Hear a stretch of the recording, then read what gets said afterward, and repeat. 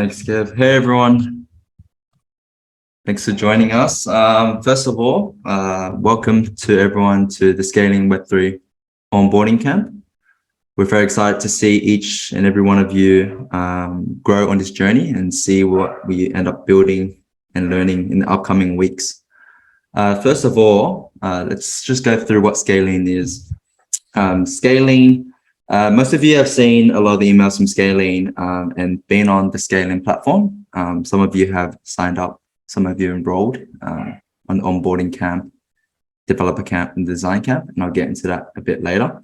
But Scalene consists of 3 parts, and our mission is basically to empower the next generation of builders of the decentralized web. So the very first thing you might have all started interacting with is the Scalene Academy, which is where we are going to be releasing the upcoming camps as well as future course content to help the next builders in both design, development, and other different verticals to come as well.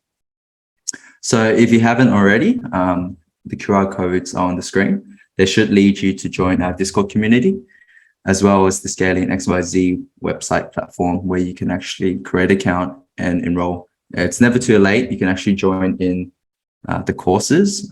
Most of these sessions will be recorded and posted on the platform there.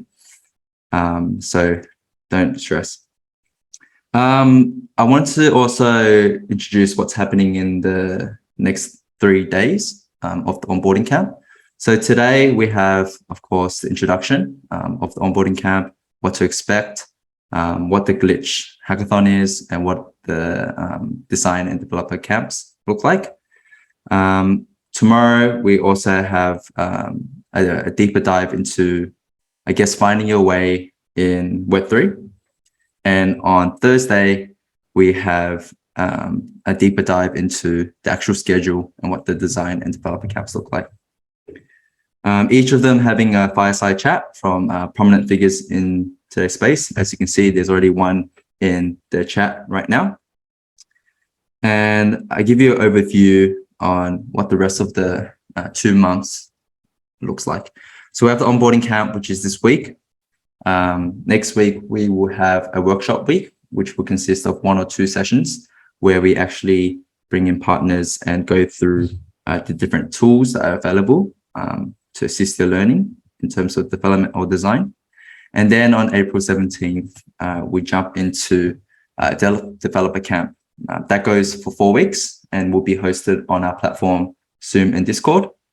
And we actually have a design camp too. So we don't just cater for developers, but we also have a design camp hosted by our wonderful partners, Ishdao.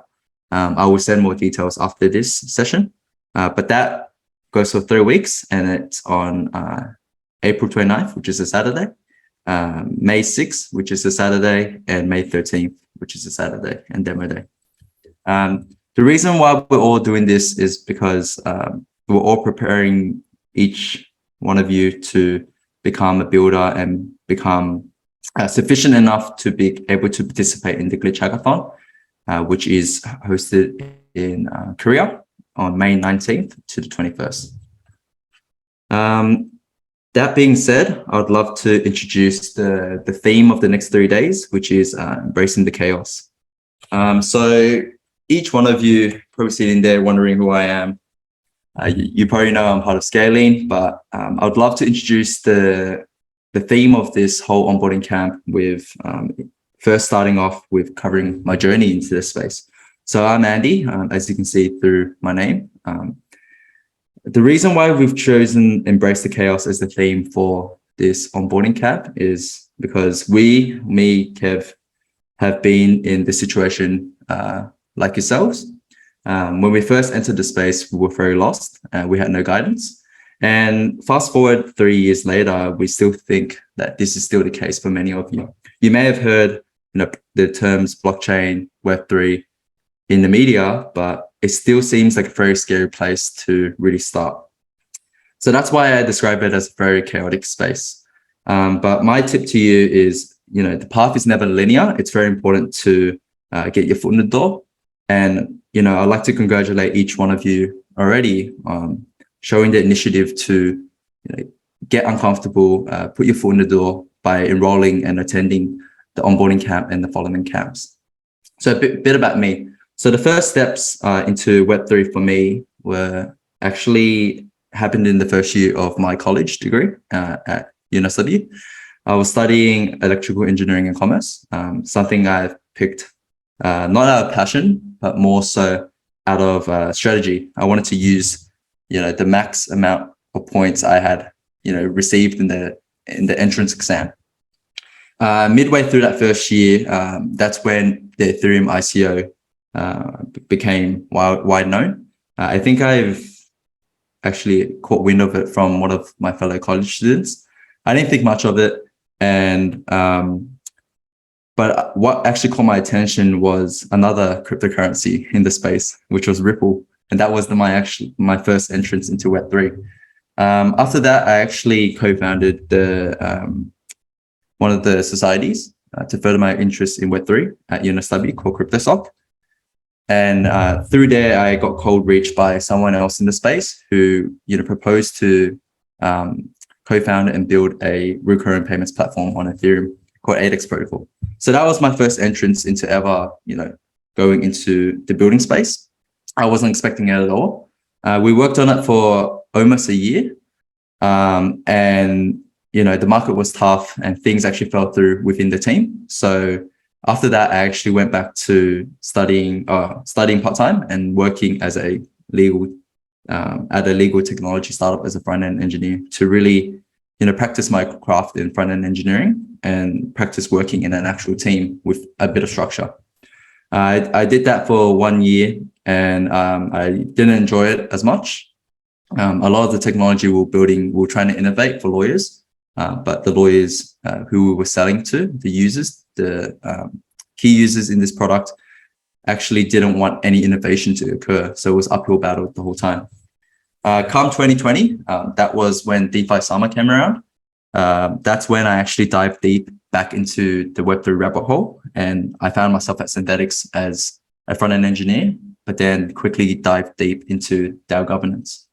Worked there for 2 years, pioneering all the governance structures. And then after those 2 years, I found myself actually leaving Synthetics to really work back on the core passion of mine, which is basically providing a structure and a system that we wished we had when we first started in that first startup called 8x Protocol.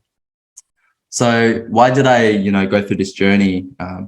I wanted to reflect this journey to really tell you that a lot of the path is, not linear. It's very important to just get your foot in the door and see where that takes you, because we're all still learning. We're all still early in the space, and it's good to remain agile. So all of you have enrolled into, the Web3 onboarding camp. Some of you may have already been in Web3, interacted with DeFi, bought your first NFT, bought your first altcoin. But for those who are more newbie in the space, we'd like to cover, what the progression of the internet looks like and what Web3 actually is. Just so everyone has the same context, and we don't want to assume any knowledge here. So for the left side of the screen here, we have Web 1. I wasn't around for Web 1, but for Web 1, what that basically was the original internet. So that's when the internet was, this private thing led by academics and research purposes, especially in big, heavily cashed up companies.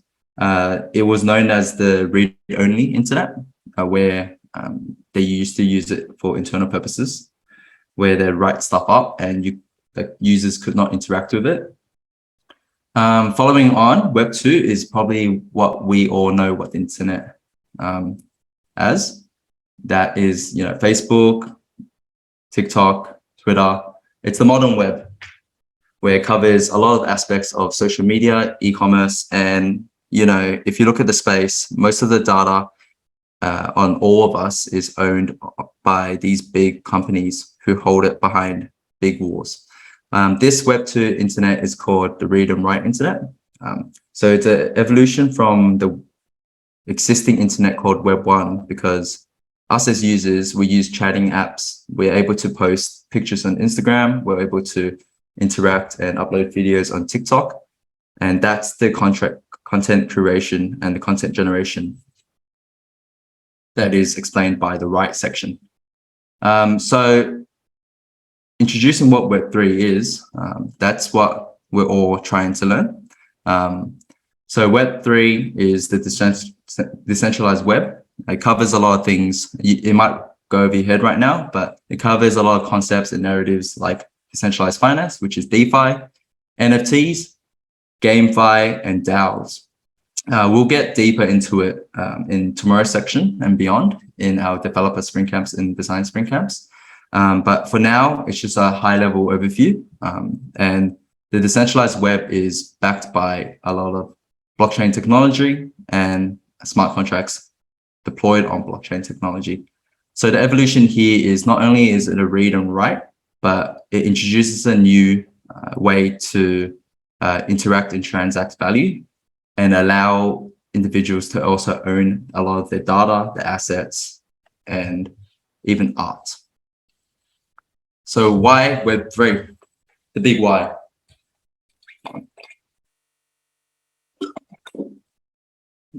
Like I covered before, one of the big whys is ownership.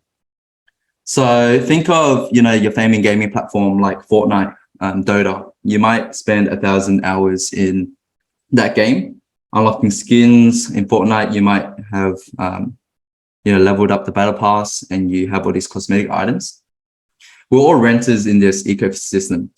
If Epic Games introduces a new game, which they had, we're unable to really transact and transfer our assets into that new game. So that's what I mean by renters. But in Web3, with the digital assets we own and purchase, they actually exist on the blockchain. And others can actually verify that you own that asset and you decide what to do with it. The second thing here is privacy and transparency. When we create accounts, on Telegram, Facebook, we're actually, you may not know it, but we're actually selling our data. We create these profiles around ourselves, and in turn, they offer services to us. But in the Web3 world, this is actually up to you to decide whether you want to disclose your identity.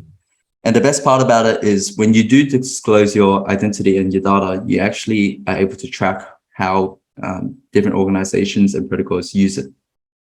The third one here is immutability and censorship resistance.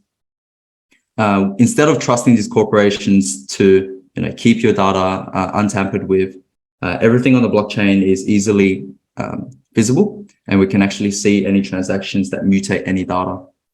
We'll go deeper into all of these and what they mean in the following sections of the camps, as well as tomorrow. But again, it's very high level here. With the benefits here, there are also challenges. So one of them is the scalability challenge. With the increased users of the space, the current technology is still innovating and working out solutions to support the increasing number of users, which is also a good thing because we are going towards a more mass adoption than compared to 2017, 2018. And with these challenges present a lot of opportunities in infrastructure products and solutions, which I hope to see in a lot of our students who come through the camps and maybe even bring to the Glitch Hackathon. The fifth one here is also a challenge. So with a new industry, governments are very slow to react, and they're always trying to react to new technology. But also new technology might have a lot of different best practices.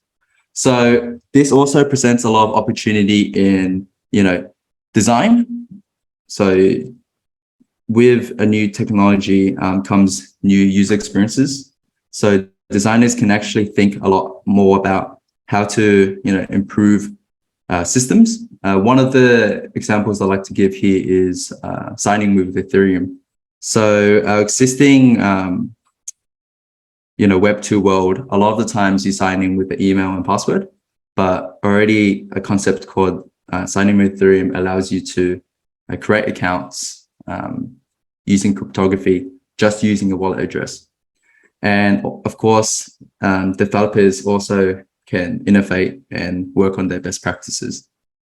So that's the why of Web3.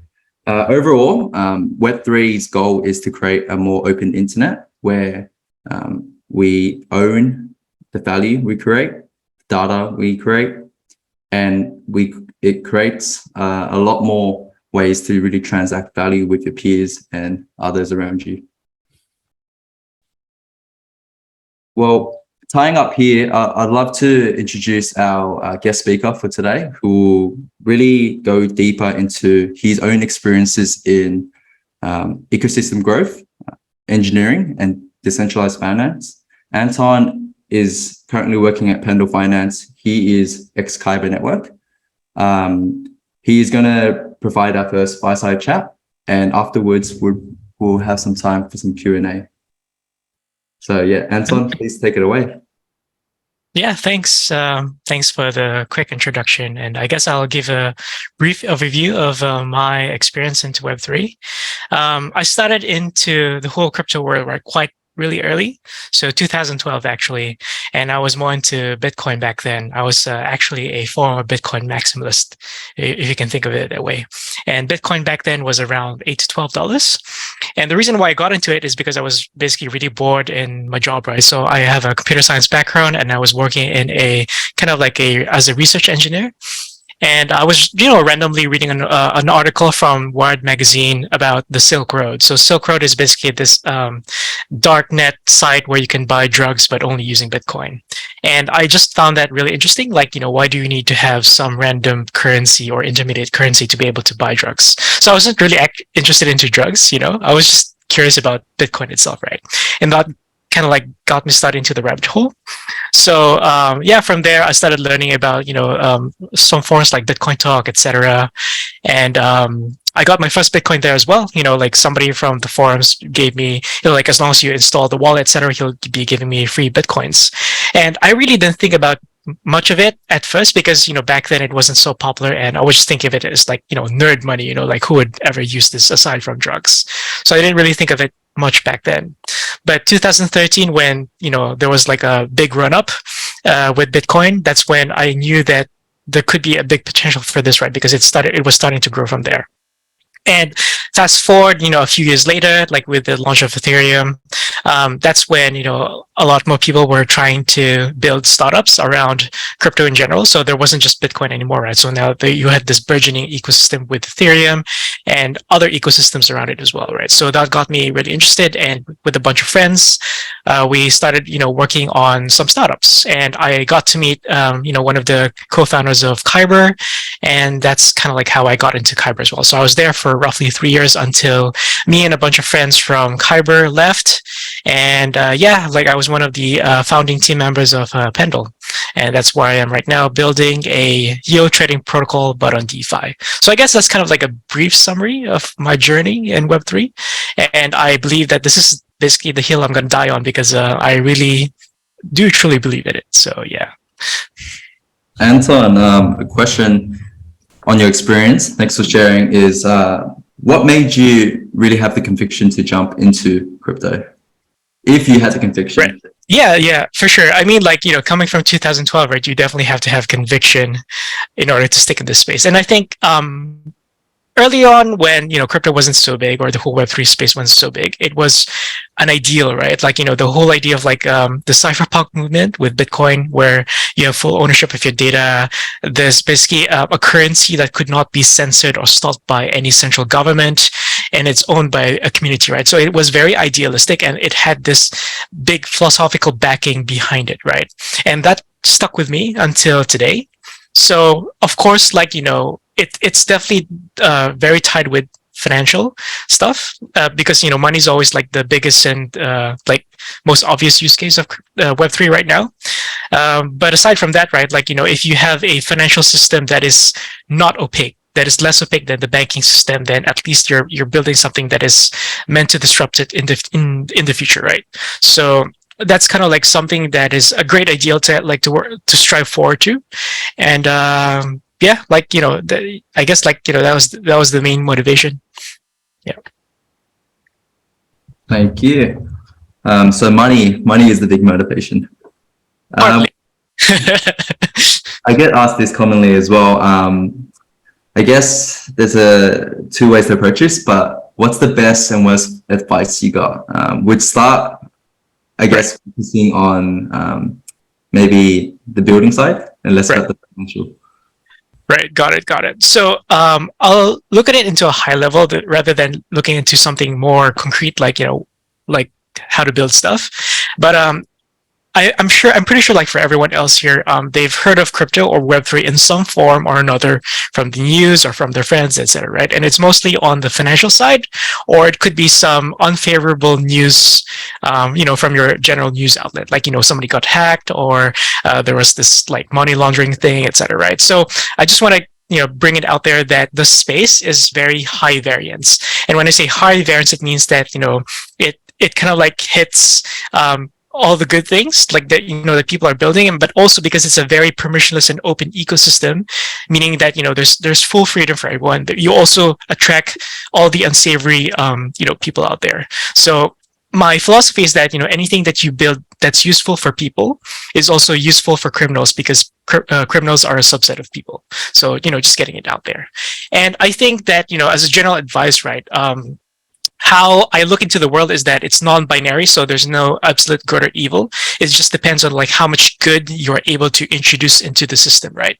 So we don't, like when you're in Web3, you don't think of duality such as decentralization is good and centralization is bad, or that DeFi is innovative and fiat is boring, right? So you have to have like this kind of like thinking where you recognize that there is no absolute good or evil. So instead, you should kind of like think of those sides simultaneously, like both 0 and 1 simultaneously. And I think in the end, right, it's always like, what are the questions that you should ask yourselves, right? Are the things that we build for Web3 for net good or net bad for humanity? And, not just as it stands today in its earliest form, but in the promise it holds in the future. So in short, we do not know all the answers, but me and a bunch of other builders like, Andy and Kevin, we're making a bet on the future that we believe is right. And that's why we're building in the space. Yeah. It sounds like they need you on the AI safety team. Yeah. All right. Another question here is, what do you see in Web3 from a dev perspective? Where do you think the developer best practices are going? Yeah, for sure. So I come from a very traditional computer science background. So I actually also experienced Web 1. Not to say, like to reveal my age there, but yeah, like I started working before I got fully into crypto, I actually worked at Intel as one of the firmware engineers there. So I basically have enough experience working in a traditional corporation before jumping into Web3. And I would say like, one of the things that I've learned, like maybe as like, with the wisdoms I'm gained, like working Web3, is that it is much less opaque, right? So if you compare it to something very similar, like, Wall Street or the banking system, everything there is opaque, right? So if you're an outsider and you want to work with the banking system, you want to develop an app like similar to PayPal or Venmo or whatever, then it's really hard for you, right? So there's no easy way for you to get started. Like, like you have to maybe pass this licensing, banking licenses or whatever, even in order to launch your app, right? But that's not the case for Web3. In Web3, you can just, read documentation and start, get started right away, and then deploy your smart contract and then your app. And you can expect like, users to start immediately using it. And it's all transparent. So users know if, this certain app is malicious in that sense, because anyone can see the code and see its like, end result, I guess.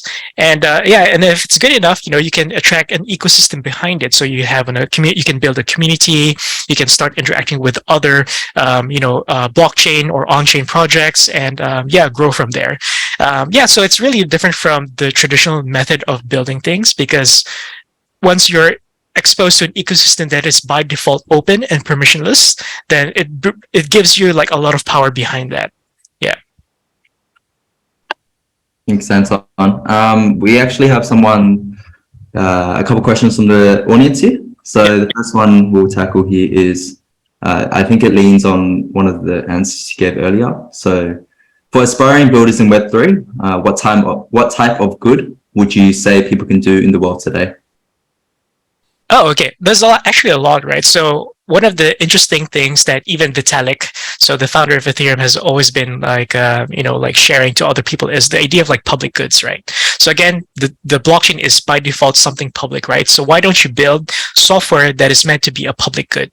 So one example of a public good would be, for example, maybe identity systems or some, like even as simple as something like privacy, right? Like, like Tornado Cash has gotten to like unsavory news in, the general public. But in general, if you care for your own privacy and if there is this public good that helps you with this privacy, then you can use that. The technology itself does not care what you do with it because it's a net neutral like product. But yeah, like, you can use it for whatever things that you want. So in the same vein, like for digital identity, like using zero knowledge, where you can attest it to certain like information without you having to reveal those information yourself. Or even in the case of like DeFi, right? Like if you can think of like Uniswap, which is a platform where you can trade and swap tokens from one another, you can think of it as a public good because anyone can just come in and use it, right? So there's no like KYC behind it. I don't need to submit any of my pay slips or like my general like personal information just to be able to use it. So you can kind of like position it as a public good. Yeah, so that's kind of like the net good that we hope to build in this space. Yeah, I'd also like to add my input there, working at governance in synthetics. I think a lot of the good can be seen outside of Web3. So if you look at our existing systems in Web2, you might see where there might be corruption or systems that are failing the general populace. If you're able to solve that in Web3, since Web3 provides all these tooling around trustlessness, transparency, immutability, then I think building those products in Web3 is a form of net good or doing good. Anton, there is a question here as well. With Web3 being so fast-paced, it's hard not to be consumed by it entirely. Hackathons are also draining, and it's easy to have this as an oversight. Given that you've been in Web3 since 2012, and for me, 2017, how do you maintain a work-life balance? What keeps driving you? Yep. So just to get this out there, and throughout this course, right, you will actually be really overwhelmed, right? It will feel really overwhelming. There's going to be a lot of information overload. So simply be overwhelmed without trying to fight the feeling and ending up anxious and constantly trying to catch up, right? We all started in the same way, like, both Andy and I, we didn't know anything, but, we like just through enough repetition and practice, you'll get it. And the same way like we do, right? So in terms of like, how do we keep up and maintaining like a good work-life balance? I think I always started off with crypto as a hobby. So I got into Bitcoin, right? Because Bitcoin was a hobby, right? And it just became my full-time work. So I just think of it as something that I enjoy doing in general, right? So, I mean, it's not a requirement for you to always keep up with everything that's happening. But if it's interesting enough for you, like all the things going on with DAOs or like, like recent deployments, etc., then you'll naturally want to be able to follow those even during your free time. So I think it's just a natural thing for us, I guess. Yeah. Andy, any thoughts there?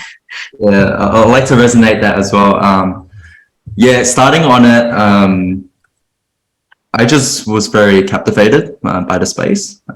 Actually left college to pursue that startup. That was pretty bad work-life balance, just professionally working. But eventually, when you grow to love it, it's actually a very pleasurable experience having your work as your hobby. Another big thing with Web3 is, which I enjoy a lot, is the ability to travel the world and meet people across the world. Web3 has really, created such an open world. It feels like there's no borders between people. Like Anton is across the world from me, but we still chat a lot. And you can just, reach a lot of these founders, a lot of these teams, a lot of the great engineers with one message away.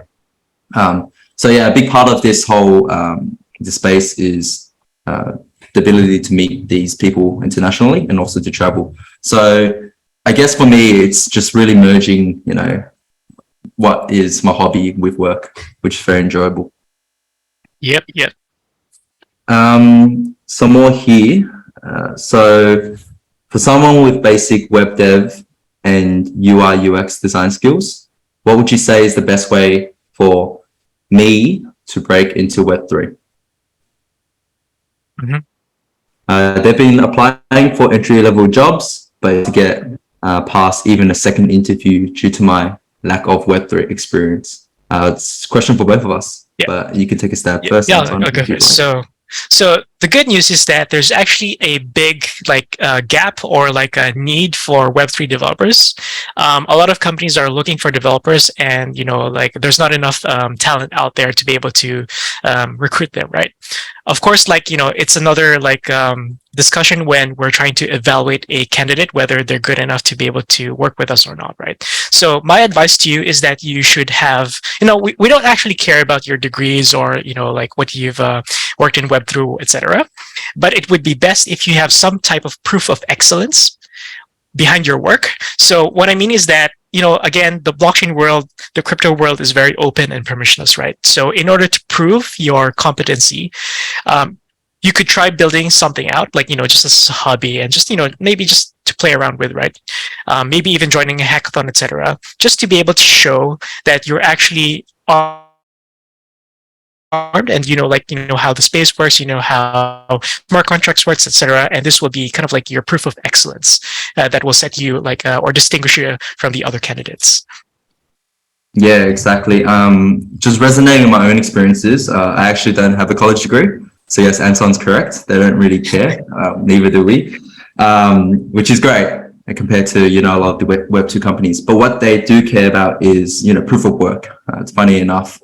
But for me, I actually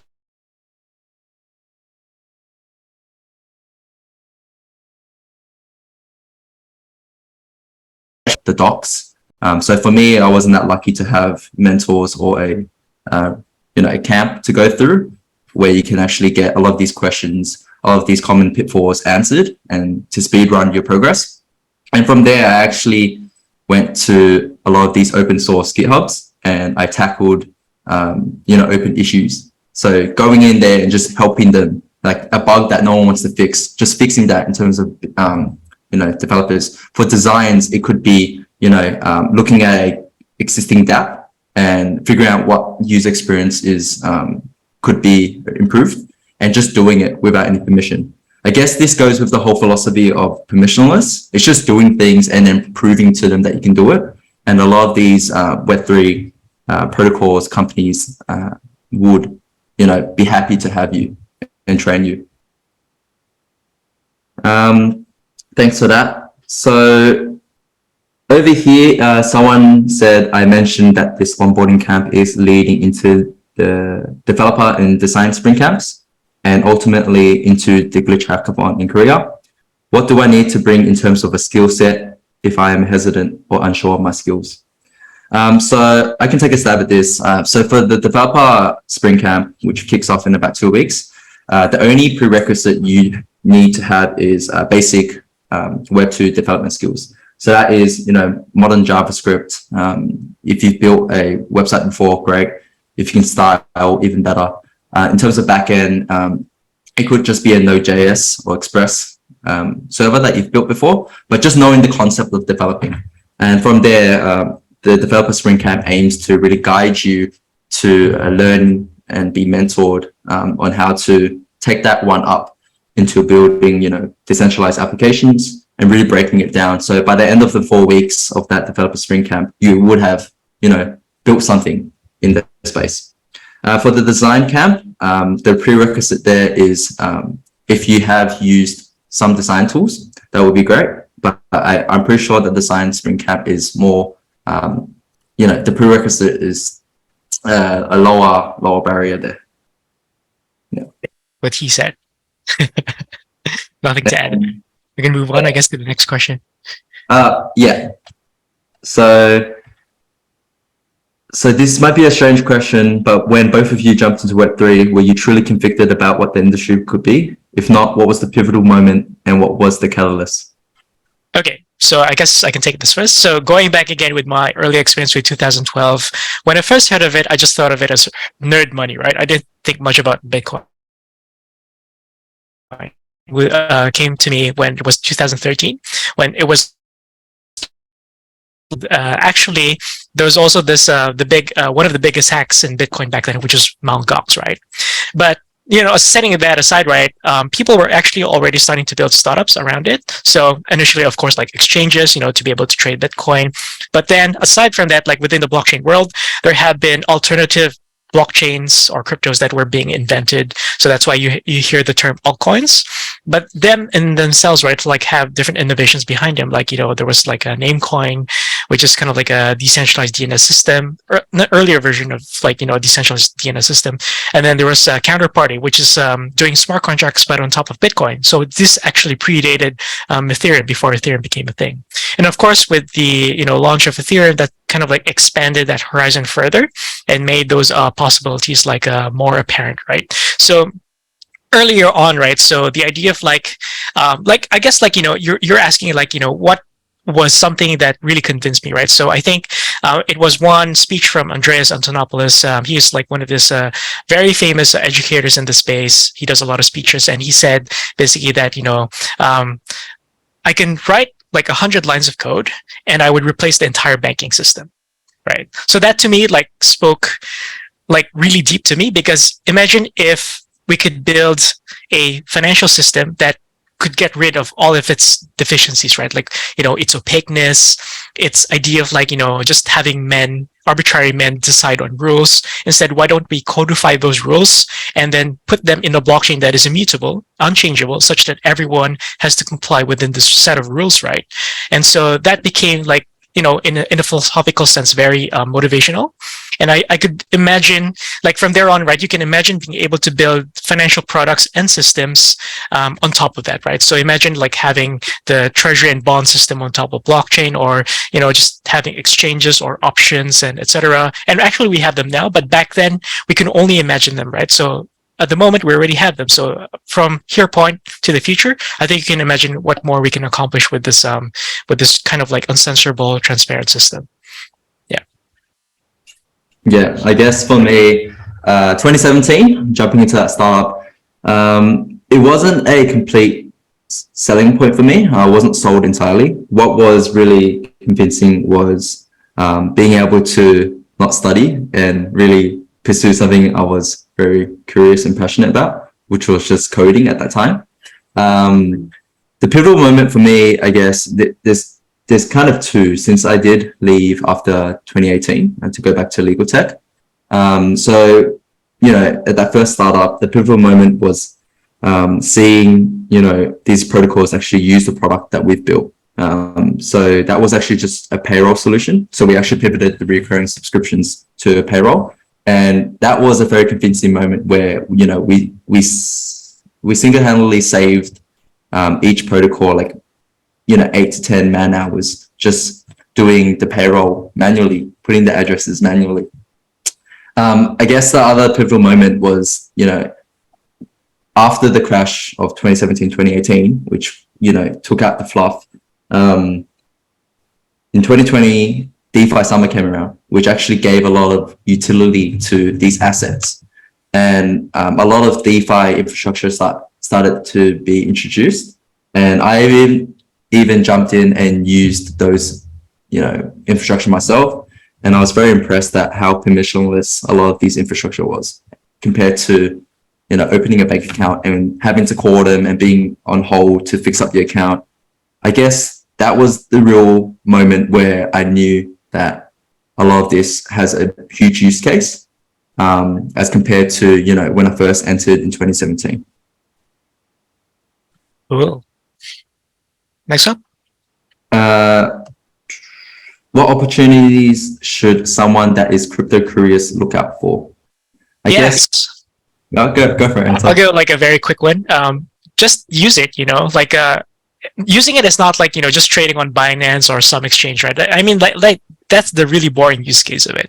You should actually end up using it, taking, like having a wallet, like on MetaMask, using DeFi, using like, participating in some NFT thing, so GameFi, etc. So actually, getting to use it and experiencing what this, crypto world or Web3 world is like. Yeah, I think that from there, it opens up a lot of opportunities and kind of like widens your interest, or like focuses your interest in like certain areas as well. Cool. Yeah. I think that summarizes it. Another one is, will I be able to download this video after this and share it with friends? And will they still be able to sign on or into this course? Yeah, so the video is all recorded. Kevin will share that around when it is ready. So you can definitely share it with your friends. And for the second part of that question, which is sign in or enroll into the course, yes, definitely. We have 2 more sessions later this week. So one tomorrow and one Thursday. So signing up now, you will be notified about those sessions, and you'll be able to join the other fireside chats as well as the later sections of the course. And of course, we are still accepting enrollments for the Design Spring Camp and Developer Spring Camp. So one here is, do you have to be in Korea to participate in the design or developer camps in Glitch? So the design and developer camps are all virtual. They will have, it will be hosted on multiple platforms. So we have our own Discord as well as the platform, which you can work on your own time. And for Glitch, so we do have a remote section for Glitch, but the only caveat to that is you can participate in the Glitch Hackathon remotely, internationally, but you cannot be a finalist winner unless you are present in Korea at the Glitch Hackathon. I hope that answers that question. One question here is, all right, if I participate in Glitch, I can only imagine the large amount of competition there would be competing for the top place or bounties. What advice do you have for people to leverage these spring camps to learn, build a working product, but it doesn't get the traction needed to be a spotlight? Okay, let me summarize this one here. So there's a lot of competition at Glitch that they fear. But what is our advice to do if they leverage these spring camps to learn, build a working product, but it doesn't get the traction needed to be a spotlight in front of industry leaders? So I guess, what can you use the spring camps for other than the Glitch Hackathon? I hope that is a good summary. I'll just check in here.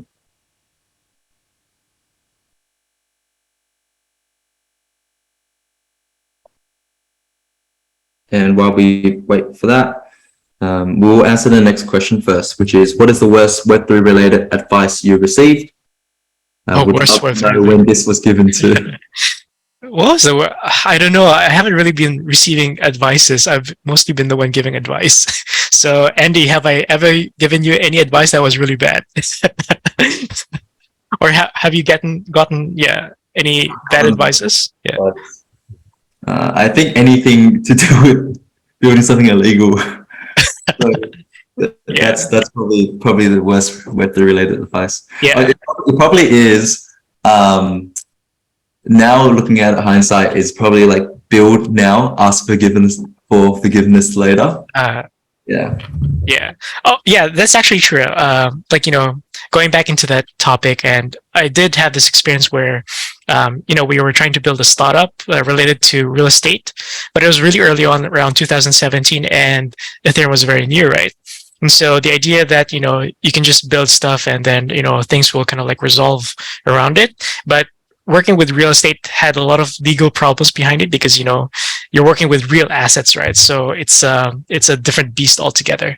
So I think that, when you start working on projects and, they start pitching you, ideas, right? Like, let's build a casino or whatever, or some dodgy thing, right? And I think it's up to you guys to be able to, filter that out. It doesn't necessarily mean that, it's a Web3 project that it's gonna, make money or be popular or whatever. It's still using the same common sense as if you're working in ordinary startups. You'd have to evaluate whether the idea makes sense, if it fits the current narrative of the space, and whether the people that you're working with are, ethical people. So being ethical is really very important in this space. Cool. I'll just go back to the other question previously. So what's our advice for leveraging the spring camps to learn? So if you are still scared about participating in the hackathon, there is an alpha leak that we'll give you. So we will be releasing a venture platform on Scalene. Basically what that enables you to do is allow you to leverage the camps in the upcoming weeks to then, secure a role in a protocol or company with our partner companies. So the spring camps, are much more than preparation for the hackathon, which would be, very fun. And I'm very excited to see what you guys build. But it will also lead into a better chance to be placed in front of the best protocols in the space and, hopefully secure a role there.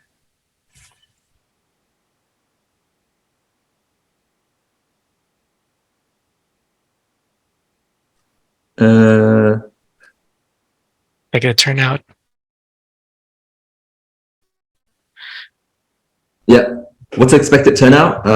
It's the international participants there will be, but we are looking to bring on as many as 1,000 hackers at least in teams of 2 to 4 approximately.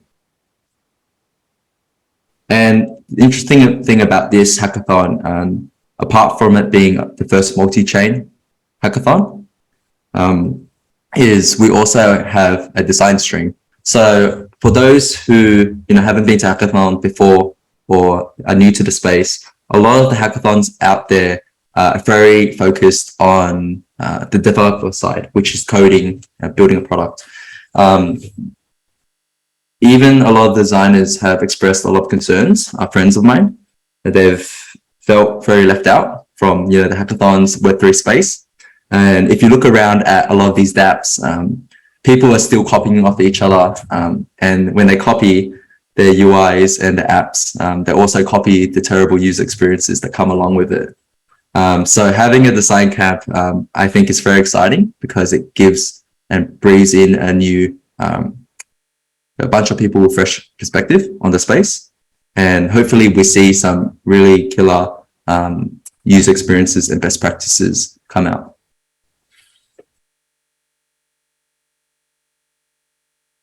And one more question. Does that mean products built for Glitch are for research and education purposes only? Laughing emoji. Well, I could put my 2 cents here. Whatever you build, it doesn't have to be just within Glitch, right? It's actually a way, like when you join like activities like this, it's a way for you to get noticed as well, and also to meet like really smart people along the same area and brainstorm there, right? So it could lead to different things, right? Like maybe whatever you built could actually end up as an actual product, and then whoever is kind of like looking into this activity would be able to, or wants to be interested to be involved in.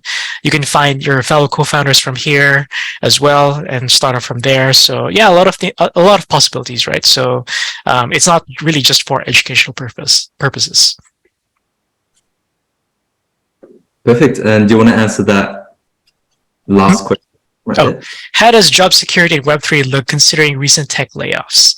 Very good question. And I would say that due to the market, right, nobody's really saved from layoffs, especially if some companies have not kind of like strategized around their financials on unforeseen circumstances, such as the recent banking crisis or the drop off of the Web3 market in general. So there could also still be potential layoffs, right? But of course, I think it also depends on which project or company that you belong to, something that is more mature and established will definitely have more of a job security as compared to something that is like a startup, very small team, say of like less than 10, and they're starting off, and for some, wrong strategic reasons, they have burnt all of their runway. And that kind of like results to shutting off the project or layoffs, right? So it really depends on like where you are at that point of time. Yeah, so I guess there's no like straight answer. I guess like if you do join a project or you want to like found a project, first of all, for joining, make sure that it is a serious project, like a legitimate one, something that has a good roadmap and very future facing, right? And something, if you're starting a project, then make sure that you have good advisors, such as, and you really need to know like how to manage your finances in that sense. Thanks, Anton. And the very last one here, I guess it goes off with, Web 2 and Web 3. What are the trade-offs for joining a early stage startup versus a mature team like Arbitrum? Right. Apart from the, referencing Arbitrum, I think this goes for a lot of the tech world. In early stage startups, you get more upside, but there's a lot more risk. What I mean by this is, you take a lot of risk because you're not sure if that product will work in the market. And for that risk that you take, you get ownership in the form of equity in Web 2. But in the Web 3 world, a lot of this equity, if it is a token project, they will give you that equity in the form of tokens or ERC20s. Some people know it. And of course, the flip side to this then is if you join a mature team like Google or Arbitrum in Web 3, you're taking less risk because they have a lot of money in their treasury. They've already found a product market fit. People are using them, they have users, but that costs you in terms of the ownership and a lot of agency as well. So in bigger companies, bigger projects, your voice is diminished a lot more. So a lot of great ideas you have may not be implemented or actioned. And in terms of like, if you want to learn faster, then joining a smaller team or a startup is much better because you tend to wear many hats. And from there, there's a lot of like chaos and learning opportunities from there. So it really depends on like where you're at in life and what are your future goals.